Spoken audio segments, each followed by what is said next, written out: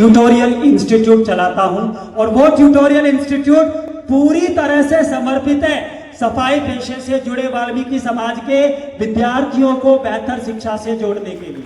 मैं मेरे समाज के बच्चों को उनकी मां बनकर पढ़ाता हूं, मौसी बनकर नहीं पढ़ाता हूं।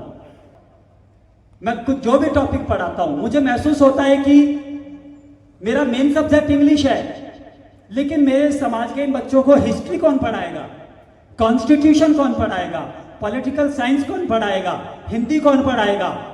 तो आप यकीन मानिए मैं उन सारे सब्जेक्ट्स पर रोजाना स्टडीज करता हूं, बहुत गहराई से स्टडीज करता हूं और फिर क्लास के टाइम पे उन बच्चों को तार्किक दृष्टिकोण से पढ़ाता हूं। मेरे पढ़ाने का सबसे पहला नजरिया यह है कि मैं मनुवादी चश्मे से नहीं देखता हूं, मैं तार्किक दृष्टिकोण, वैज्ञानिक दृष्टिकोण और अम्बेडकरवादी विचारों के आधार पर किसी भी चीज को एक्सेप्ट करता हूं और उसी बेस पर ही स्टूडेंट्स को पढ़ाता हूं। और अगर टीचर आपका ऐसा है तो यकीन मानिए आप किसी भी इंफॉर्मेशन को गेन करने से पहले आप खुद मेंटली प्रिपेयर हो जाएंगे। मुझसे पहले के जो वक्ता हैं उन्होंने समाज से जुड़ी हुई कुछ कुरीतियों के बारे में बात की। आज हम आजाद भारत में हैं, 78वां स्वतंत्रता दिवस भी हमने मना लिया, संविधान लागू हुए भी बहुत साल हो गए और उसके बावजूद भी हमारा समाज आज भी राष्ट्रीय स्तर पर पिछड़ों में आता है। हाँ, ये बात अलग है कि हम ना माने। माननीय सुप्रीम कोर्ट के 7 जजों की बेंचेज ने माना है कि अनुसूचित जाति में वर्गीकरण के माध्यम से सफाई पेशे से जुड़े वाल्मीकि समाज को उसका अधिकार मिलना चाहिए, क्योंकि वाल्मीकि समाज अति वंचित, अति पिछड़ा और महादलित समाज है। लेकिन हम नहीं मान रहे, बिकॉज वी बिलीव। हम किस चीज में विश्वास करते हैं? Show off. हम शो ऑफ में विश्वास करते हैं। हम एक ऐसी बिल्डिंग बनाने की कोशिश करते हैं जो ख्यालों में बन रही है। हमें जमीनी हकीकत को स्वीकार करना होगा। अगर 5 परिवार आर्थिक रूप से, शैक्षणिक रूप से सक्षम है और हम ये कह दें कि इस समाज का तो हर परिवार सक्षम है, तो ये अपने आप में एक बेईमानी है। हमें समाज के आखिरी छोर पर बैठे हुए आखिरी व्यक्ति को भी ऊपर उठाना है। अब एक छोटा सा उदाहरण देता हूं।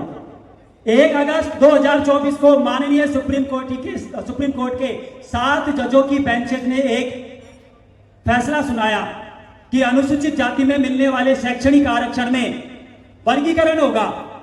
तो मुझे एक ख्याल आया कि हमारे समाज में जबरदस्त क्रांति आ गई।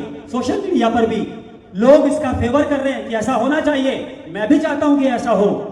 लेकिन फिर मैंने सोचा कि हमारे मोहल्ले में एक लड़का है, उसकी शादी में उसके ससुर ने एक ऑल्टो कार दे दी, 5 लाख रुपए कैश दे दिए, दहेज का सारा सामान दे दिया, बेटी भी दे दी। अब लड़के के पास कार आ गई, लेकिन लड़के को कार चलाना नहीं आता। अब कार खड़ी हुई है, तो यही हमारे साथ होगा। आरक्षण तो मिल जाएगा, आरक्षण में आरक्षण मिल जाएगा, उपयोग कौन करेगा?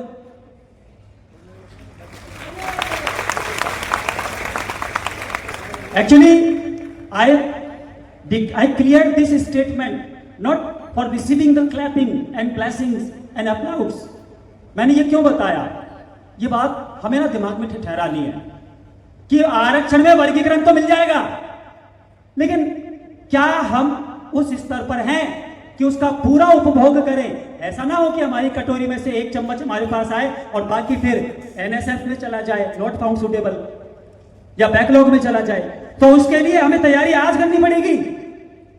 हमें हमारे समाज के विद्यार्थियों को प्रतियोगी परीक्षाओं से जोड़ने के लिए कक्षा 8वीं क्लास के बच्चों से शुरुआत करनी पड़ेगी। तब जाकर अगले 5 से 10 साल बाद हम उन लोगों के बराबर पहुंच पाएंगे, जब हमारे बच्चे history, geography, political science, economics, general science, computers, English, Hindi, reasoning, mathematics, हर सब्जेक्ट में परफेक्ट होंगे और किसी भी कंपटीशन एग्जामिनेशन में पार्टिसिपेट करने के बाद फर्स्ट अटेम्प्ट में निकल जाएंगे। अगर हम ये करेंगे तो हमें आरक्षण मिल पाएगा, वरना पिछले 74 सालों से जो हो रहा है वो आगे भी होता रहेगा। वाल्मीकि कल्याण संस्थान जोधपुर के माध्यम से विद्यार्थियों का प्रतिभाओं का सम्मान करने के लिए जो कार्यक्रम हो रहा है, ऐसे कार्यक्रम साल में एक बार नहीं, 12 महीने में 12 बार होने चाहिए। और इसके लिए समाज के आर्थिक रूप से सक्षम परिवारों को खुलकर आगे आना चाहिए, क्योंकि जब वो लोग एक